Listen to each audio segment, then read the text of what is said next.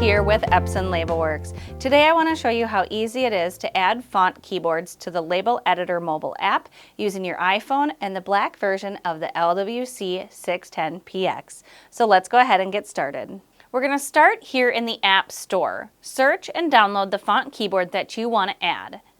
Now some keyboards will walk you through the install process, but others don't. So I'm going to show you how to do that manually, just in case.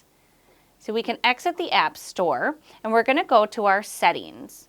Now here you're going to scroll down to General, and within General we're going to go to Keyboard. Now I'm going to tap on the Keyboards option, and here I can see the 3 fonts that I had downloaded. So you're going to go ahead and click on them and just select to allow access.